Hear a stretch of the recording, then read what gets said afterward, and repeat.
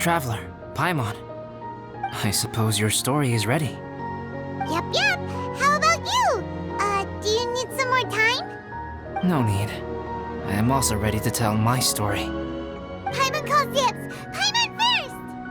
Please, go ahead. Okay, here goes.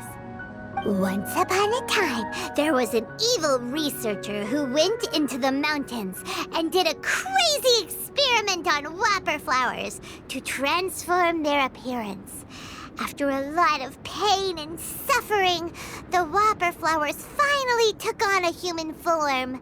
Then they stood by the side of the mountain to wait for unsuspecting bypassers. To whoever spoke to them, they would ask them questions such as, "Who am I? Who are you?" If the bypasser got the wrong answer, the last sound they'd make would be a yelp before the whopper flower ate them alive in one bite. Ooh, truly frightening. What the? You two aren't scared at all! Don't go nitpicking, okay? If you didn't like the story, go write your own!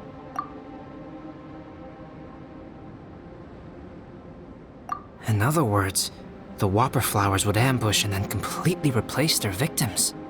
And then what? Go back to where the person lives? Enter their home? Eat their whole family? Ah! Paimon made up this story, but now Paimon's the one who's scared by it. It's a good story. Oh, may I write it down? I may bring it up in future conversations. What for? Just to scare people with? Yes. You've got a real mean streak, Albedo. Mine is a little longer than yours. It starts with an alchemist.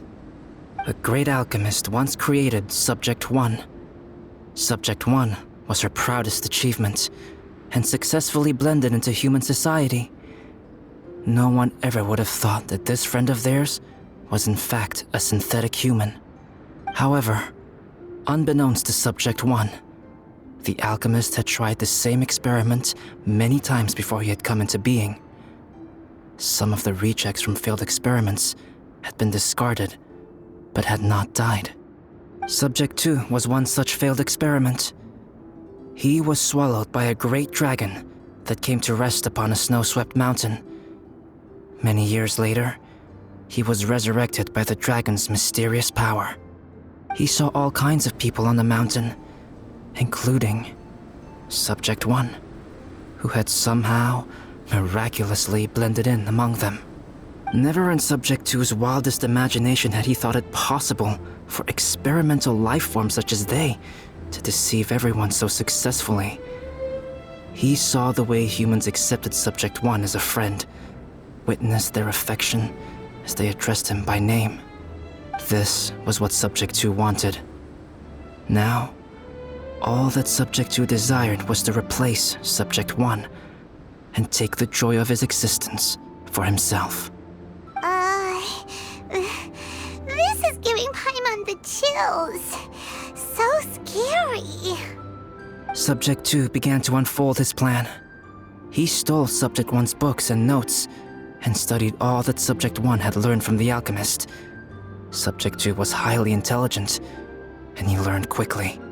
He changed his face into an exact replica of Subject 1's face. Then, he found a plant with mimicry capabilities and transformed it using dragon blood and alchemy.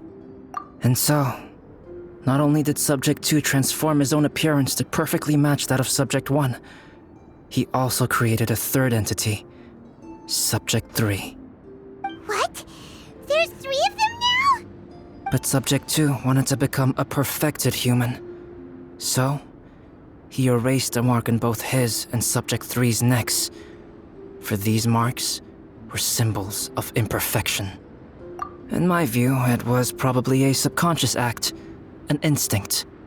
He so desperately craved to become a perfect human being that he forgot something. Human beings are defined by their flaws. Subject 2's plan was meticulously crafted.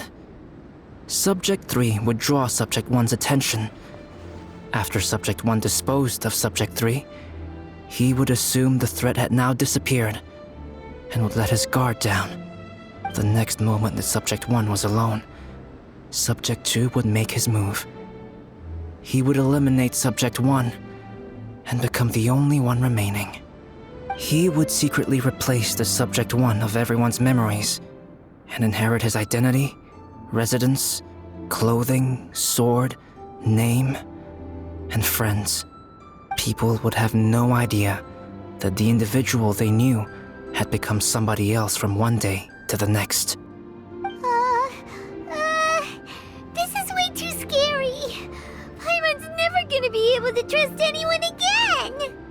But just before Subject 2 could carry out his plan, a unique stranger entered the mix.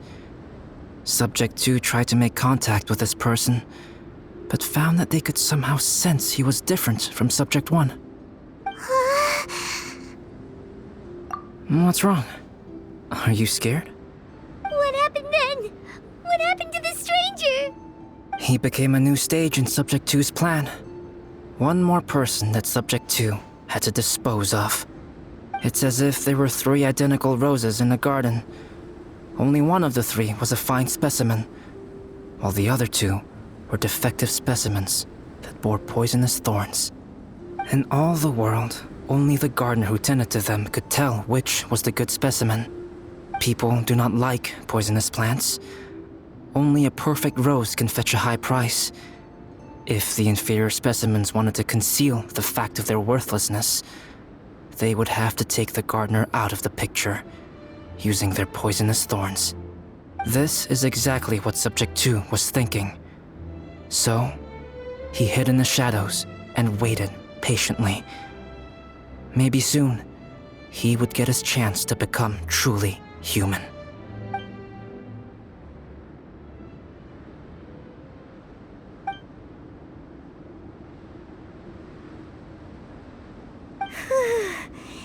That was intense!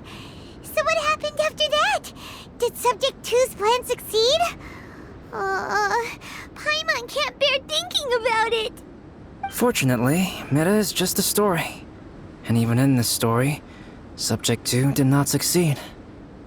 But you can never let your guard down on Dragonspine. Monsters mutated with Durin's power and blood are also creatures of Rhine-Daughter, just like me. You must beware of all such creatures. I'm glad to hear that. It's okay. I know what I am. You and I are both different, so there is no need for me to hide the truth from you. The only thing is that sometimes, when I think about how mighty the power of alchemy is, I feel so small. As beings who set foot in this world, how arrogant are we in desiring to control our destiny and in desiring to create? Is creation an arrogant act, traveler? If not, why do we call the ones that created us and control us gods? If it is, then what qualifies us to call ourselves creators? How far must we take our reverence and respect, and what purpose does it serve? Nothing special, but whenever I think about it, I feel a twinge of grief. Poor Albedo. Hello? Traveler, are you here? Hey, is that Amber? Thought we might find you here. We're here to deliver a message from Cyrus. There's gonna be a big event down at the base camp, and they want you there too, Traveler. Winter camp is nearing its end. Apparently, even provisional instructors are required to attend. Looks like we need to go, Albedo. Bye for now. Then I won't keep you. I have some things to attend to here, so forgive me for not seeing you down. Don't worry about it. There have been no issues getting up and down the mountain recently. Is everyone ready? Let's not keep them waiting.